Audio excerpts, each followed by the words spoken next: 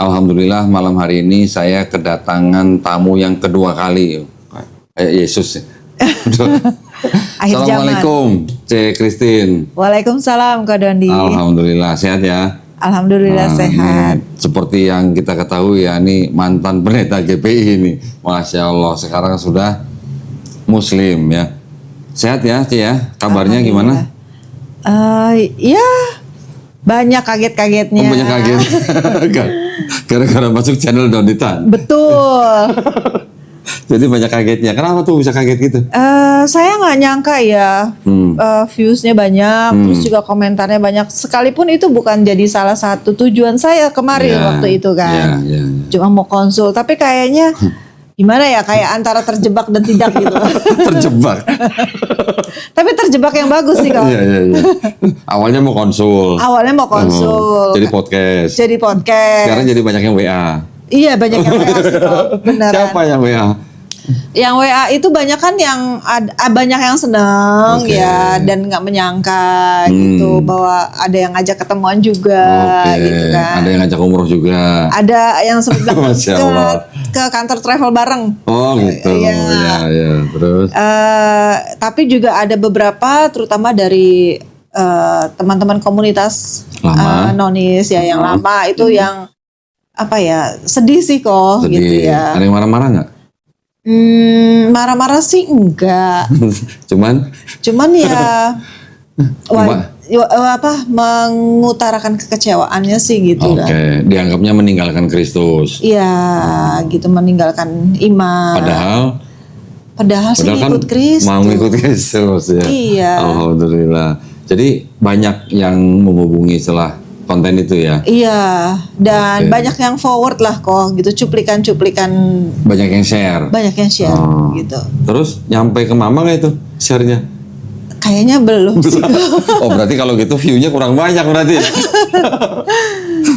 Makanya kita podcast lagi karena juga banyak yang request part 2 dong gitu. Kayaknya kemarin tuh banyak yang penasaran. Iya. Karena kan yang konten kemarin itu kan konten yang edisi sensor. Iya sih kok. Itu apa ya, kalau istilah orang Inggris itu brutal honest ya kok. Brutal honest. Gitu. Tapi gini ya, kan kita juga harus memperhatikan juga mempertimbangkan lah ya. Jangan sampai kita ngonten tujuannya dakwah malah membuat jadi permusuhan atau apa gitu kan. Ya kita santai-santai aja, soft-soft aja. Kita nggak perlu bagaimana lah gitu ya. Yang penting kita masih tetap sama-sama menghormati gitu ya. Betul. Dari pihak gereja gitu ada menghubungi nggak? Jadi kamu jawab. Kalau kamu jawab nggak apa-apa.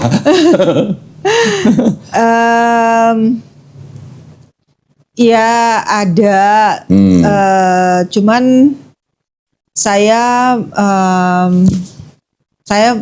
menjelaskannya bahwa saya pun juga tidak pernah menyangka gitu bahwa suatu saat saya menjadi seorang mualafah ya, gitu. Itu mendapatkan hidayah itu menurut saya itu satu hal yang privilege dan bukannya hal yang dibuat-buat.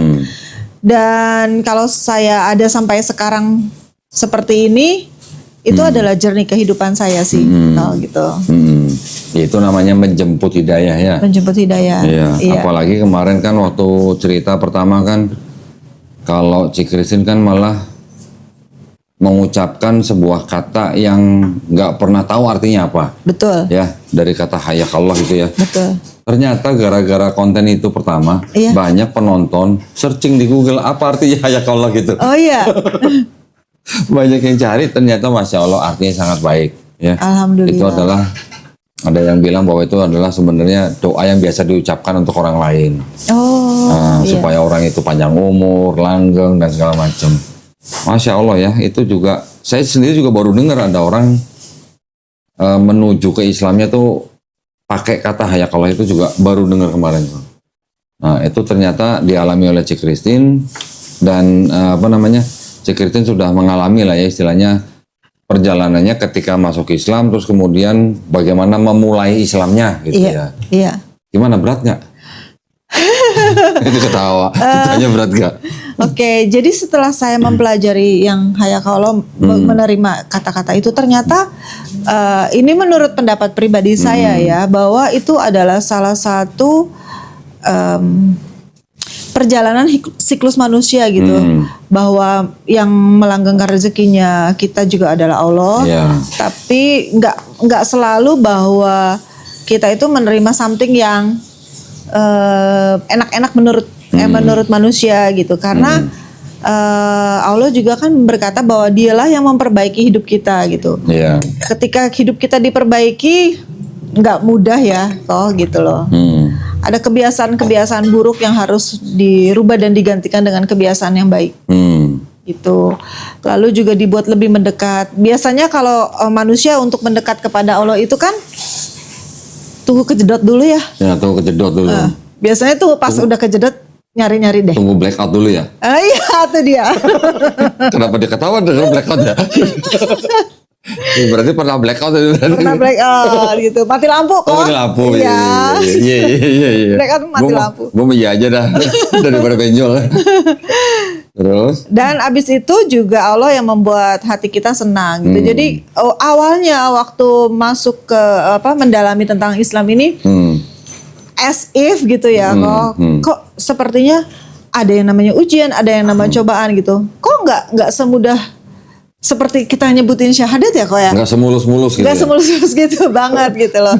Nah, kata-kata ketika saya menghadapi ujian dan cobaan yang di dalam kehidupan itu, janji yang saya pegang waktu saya mendengar Hayakaullah itu, saya menganggap bahwa itu adalah kata-kata yang sifatnya divine word yang membuat saya kembali kepada fitrah saya. Jadi itu yang saya pegang gitu, biarpun nggak mudah. Keren ya, udah bisa bilang kembali kepada fitrah saya, itu keren banget loh.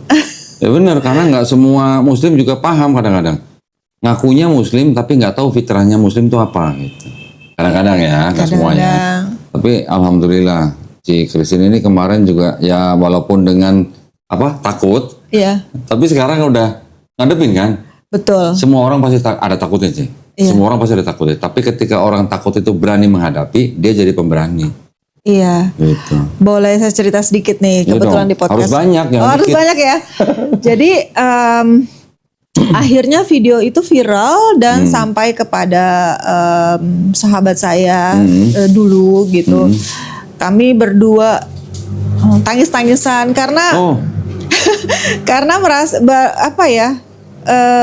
berarti kan tidak satu server nih gitu. Oh, temannya ini bukan Islam. Iya, nonis. Tidak lagi satu server gitu. Tidak bisa melakukan kegiatan yang dulu kita lakukan gitu.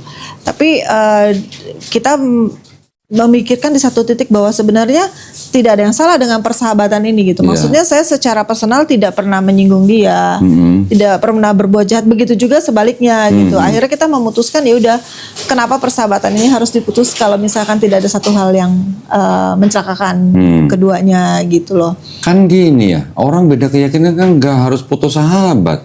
Betul. Iya kan? Iya. Justru ini sedikit. 2 Korintus 6:14. Oh, ini ngomongin ayat lagi nih jadi. 2 Korintus 6:14. Itu kan jangan kamu merupakan pasangan daripada orang yang tidak percaya. Iya. Tapi tafsir daripada ayat itu, yang tafsir full life kalau nggak salah, tahu kan full life ya? Iya. Bahwa orang Kristen itu tidak boleh berteman karib, tidak boleh bermitra usaha, bahkan golongan rahasia, bahkan kencan, bahkan menikah dengan orang tidak percaya. Berarti kalau menurut tafsir itu orang Kristen sebenarnya tidak boleh berteman dengan orang selain Kristen. Baru tahu kan? Iya, baru tahu saya. Pendetanya dulu kemana aja pendetanya? Itu pasti nggak pernah diomongin di gereja. Nah itu ada tafsir begitu. Jadi maksudnya teman yang Kristen itu harus kasih paham bahwa kalau di Islam kita boleh berteman dengan siapa saja, bermuamalah dengan siapa saja boleh. Nggak ada larangannya, tapi yang penting kita tetap menjaga akidah kita. Betul. Itu sampai tangis-tangisan berarti kayak orang perpisahan gitu. Sedih sih, sedih karena kan kita benar-benar close friend ya kok. Cuman akhirnya kita sampai pada kesimpulannya untuk saling menghormati dan menghargai perjalanan spiritual kita gitu masing-masing gitu. Sambil saling mendoakan yang terbaik aja sih. Gitu. Tapi kan masih tetap berteman kan? Masih dong. Masih. Iya. Ya alhamdulillah, kan kita kan justru berteman dengan orang yang bukan Islam kan malah diharapkan kita juga bisa membawa rahmatan lil alamin buat mereka. Bukan menginjili ya, bukan menginjili loh. Membawa akhlak Islam kepada setiap orang kan itu sama juga kita menyebarkan rahmatan lil alamin pada setiap manusia yang lain. Terus klien gimana klien? Berat banget tadi jawabnya. Ini aku apa ya? Mereka punya satu hak masing-masing sih ya untuk menentukan kepada siapa mereka bekerja sama gitu ya. Nah kebetulan aja mungkin dari pihak aku nih kok ada yang belum bisa menerima gitu. Saya nggak menyalahkan sih. Jadi itu adalah pilihan dan hak mereka gitu loh. Cuman setelah saya belajar di Islam tuh kok ya di surat Al-Insyirah. Wih, mantap. Coba bacain. Aku belum bisa bahasa Arab. Ya ini ya intinya bahasa Indonesia gini. Setelah kamu melakukan sesuatu, lakukanlah lagi pekerjaan sesuatu dengan kualitas yang sama baiknya gitu. Itu di ayat yang sesudah Inaka usri yusra. Gitu. Terus? Iya, jadi di situ saya juga belajar gitu bahwa jadi seorang mualafah itu atau semua orang muslim tuh nggak boleh yang namanya nggak ada kata malas ya kok gitu, karena itu diperintahkan sama Allah bahwa kita tuh harus produktif dan bermanfaat gitu buat banyak orang. Itu jadi kan sekarang ini apa namanya manual booknya udah ngomong kayak gitu ya. Artinya ya udah saya harus seperti itu. Terus jelas loh ya. Iya. Di manual book jelas ya. Jelas. Gak boleh males ya. Gak boleh. Kalau dia masih males gimana? Gak perlu bertobat ya kok. Sama ini kok. Saya juga belajar tentang. Dulu saya bangga banget kalau misalkan saya bisa melakukan multitasking gitu ya. Ternyata di Quran juga tuh kok. Ada. Iya, saya dulu kalau kerja tuh bisa dari pagi sampai malam gitu. Ternyata di Quran kan dibilang kalau siang itu buat bekerja, kalau malam itu buat beristirahat gitu. Bener. Jadinya buat kemungkinan nih orang-orang yang lagi dengerin ya. Kalau kita melakukan apa yang Quran itu bilang berarti sehat. Juga nggak ada yang terlalu overthinking, terus akhirnya insom gitu loh. Karena ya memang sudah diatur gitu. Gue malah belum bisa 100% tuh ngikutin itu. Apanya? Itu ayat itu tadi. Pas buat istirahat, malam buat siang buat kerja, malam buat istirahat. Karena kadang-kadang gimana ya? Ya memang tuntutan kita sendiri yang harus ngatur ya. Nah, bagaimana kita ngaturnya itu yang gue belum masih gimana gitu lah. Saya pernah dengar satu YouTuber ya kok ya. Jadi dia itu ngatur kehidupannya. Kalau yang dulu saya itu berpikiran hari itu dimulai ketika pagi hari kan. Ternyata sebenarnya adalah sesudah maghrib ya kok. Jadi kita review apa-apa yang kita kerjakan buat besoknya. Dan begitu pagi sesudah tahajud itu paling the best kok. Iya. Itu adalah waktu kita jadi ngomongnya ngelantur nggak apa-apa ya? That's the best. Begitu abis tahajud terus kita udah selesai sholat subuh terus kita refresh mandi gitu ya. Itu merupakan productive working hour untuk kita bisa deep work tanpa terganggu dengan layar ya, monitor gitu. Di situ seringkali banyak banget ide-ide yang bermunculan yang sifatnya itu kreativiti itu keluar gitu loh. Karena pagi pas kita tahajud dan kita subuh itu benar-benar hati kita dengan tubuh yang fresh, hati kita terbuka untuk mendengar apa yang tadi Koko bilang tuh kolbu ya, sesuatu yang diberikan sama Allah kepada kolbu kita itu kita jadi lebih jelas mendengarnya. Apa aja kan kita bisa tanya sama Allah ya kok. Termasuk di dalam pekerjaan kita apa yang kita harus buat gitu, kreativitas apa atau dobrakan apa di dalam usaha. Sering kali dikasih tahu lewat itu gitu. Iya kok. Ini bentar lagi jadi ustazah ini. Ini bentar-bentar udah bisa ceramah ini.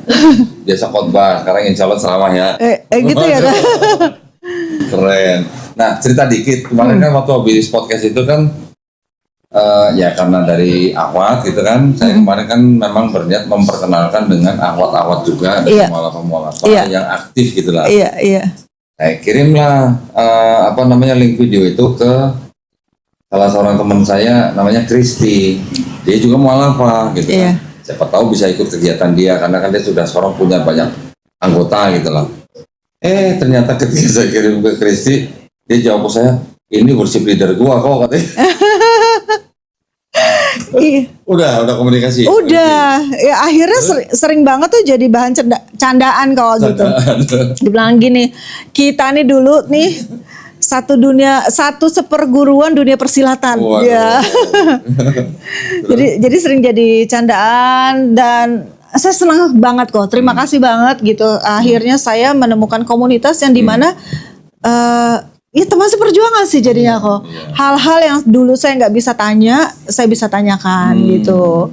Dan mereka sangat welcome. Gitu. Alhamdulillah. Nanti kalau mereka bikin kegiatan ikut aja. Iya. Tahu bisa meluaskan jaringan. Makanya salah satu kunci keberhasilan dalam Islam adalah apa? Silaturahmi. Iya ya kok ya. Iya. Makanya kan itu pesan kelihatan sederhana tapi itu dalam sebenarnya. Dengan silaturahmi itu nanti bisa ada kunci apa aja, kunci pintu rezeki apa aja bisa kita terima nggak disangka-sangka. Amin. Tuh. Iya. Sama saya mengucapin terima kasih nih. Seperti Kak Doni juga pernah bilang di podcast sebelumnya bahwa dan memang benar loh saya merasakan banget manfaatnya. Saya dikirimi guru ngaji ke rumah. Masya Allah, ya. Udah. Udah mulai belajar. Alhamdulillah. Terus? Dan malas nggak? Siapanya? Sayanya? Ya, yang diajarin. harus rajin sih kok. Kan udah nggak boleh males-malesan. Kita kan memang maksudnya gini. Kok kalau ketika kita mendapatkan hidayah, terus kita mulai menggali. Dan itu tuh nggak pernah berhenti gitu. Jadi dari sini terus kita lucu, oh ini artinya ini artinya ini gitu loh. Kalau dulu aja maaf dulu khotbah aja sampai harus ngedigging ini bahasa Ibraninya apa gitu. Masa sekarang nggak mau gitu. Dulu ngedigging bahasa Ibrani, sekarang diajarin mikro ya harus dong ya. Harus gitu. Yang nentuin waktu untuk belajarnya kan Kristen sendiri kan? Kristen sendiri kan? Hari apa, jam berapa kan? Iya, betul. Guru kan tinggal ngikutin doang. Iya. Berarti nggak bisa kabur kan? Nggak bisa kabur. Makanya terima kasih banget loh kok. Itu dari Yayasan Garda. Iya. Ya, itulah yang bisa dilakukan buat para mualaf. Karena apa? Karena kalau kita yang mengadakan kajian buat mualaf itu, terus kita undang untuk datang ke sebuah tempat, belum tentu gampang datangnya. Karena ada kesibukan ini kan. Makanya kita bikin kajiannya itu bukan untuk yang kajian-kajian yang istilahnya rutin untuk belajar Iqra. Kalau yang Iqra tuh memang lebih bagus dengan cara yang private gitu. Iya. Kalau private itu akan jauh lebih cepat. Iya. Gitu. Alhamdulillah udah berapa kali datang gurunya? Besok keempat. Iya. Waduh. Jadi mudah-mudahan cepat bisa baca Quran ya. Amin. Nah gitu ya. Teman-teman udah. Terus keluarga ini sampai sekarang belum ada tahu? Belum kok. Belum dapat waktu yang tepat gitu buat ngasih tahu. Iya. Kayaknya the biggest fear yang mualaf hadapin itu sebenarnya lebih kepada keluarga ya, gitu loh. Ya semoga Allah menyediakan waktu yang tepat supaya saya bisa bercerita gitu tentang kemualafan saya. Dan waktu kemarin yang waktu sahabat saya tahu gitu setelah nangis-nangisan ya pas saya sholat ya. Allah tuh mengalirkan di dalam batin saya itu ada rasa satu ketenangan. Kalau bisa digambarkan, dianalogikan tuh seperti air sejuk gitu ya, yang mengalir di dalam hati saya. Terus saya bilang gitu, ya Allah terima kasih ya. Jadi paling nggak ada satu kelegaan di mana saya udah merasakan yang namanya bebas beribadah di depan teman saya gitu loh. Terus? Ya jadinya Allah itu bisa mengubah apa yang kita takutkan itu menjadi satu keberkahan sih gitu. Ini ya, Cik Christine ya, saya mungkin bisa sharing juga dikit ya. Di Quran surat Al-An'am ayat 125. Ketika Allah SWT mengizinkan orang untuk menerima Islam, untuk beriman, Allah akan menjadikan orang itu dadanya lapang untuk belajar Islam. Seperti yang sekarang mungkin si Kristen sedang rasakan nih. Tapi ketika Allah mengizinkan orang untuk tidak beriman atau tersesat, Allah akan membuat orang itu dadanya sesak dan sempit seperti mendaki langit. Kurang oksigen dong.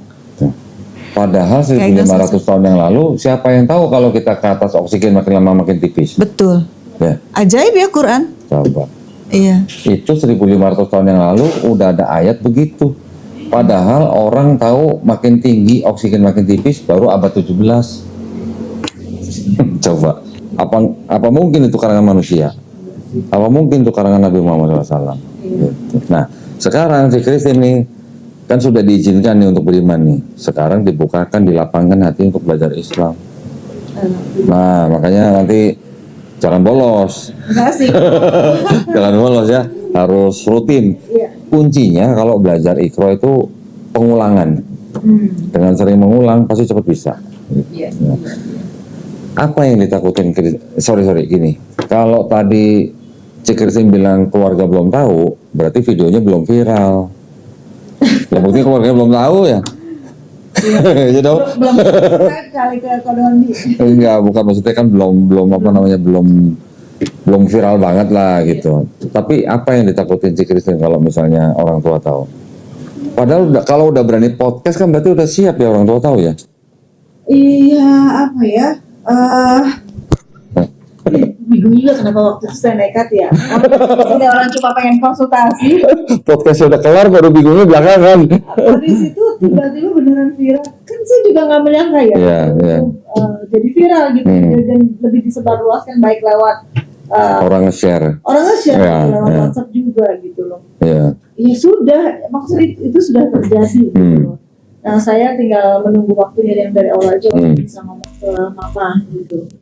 Enggak pengen mendingan Cik Kristen yang ngasih tahu orang tua daripada orang tua nanti tahu dari orang lain. Iya, saya lagi menunggu waktu yang tepat untuk berani ngomong gitu.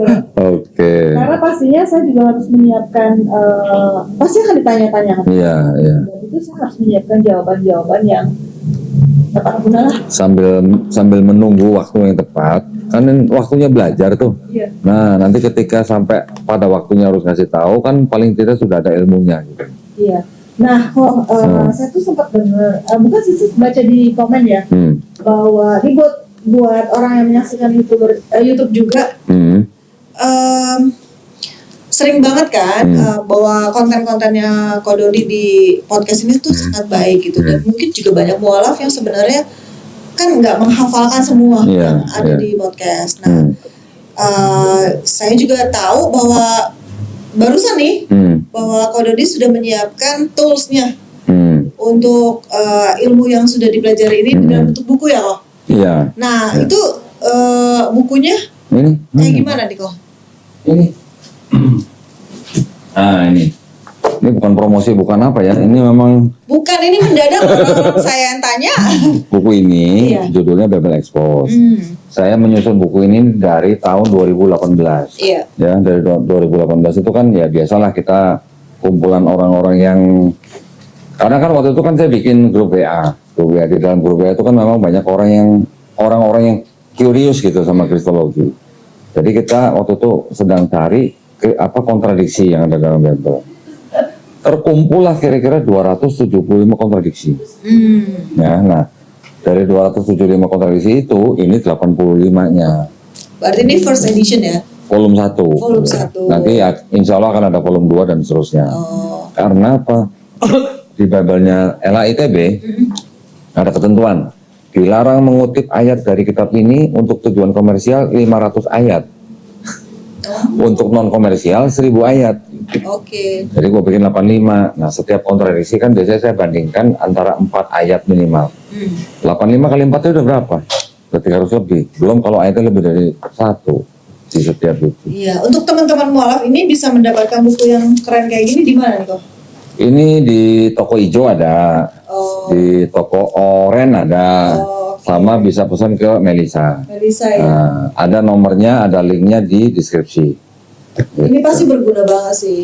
Ya gini, ini tujuan saya bikin buku ini bukan untuk apa-apa, tapi tujuannya hanya untuk membentengi akidah umat Islam sebenarnya. Tujuan awalnya itu, tujuan utamanya gitu.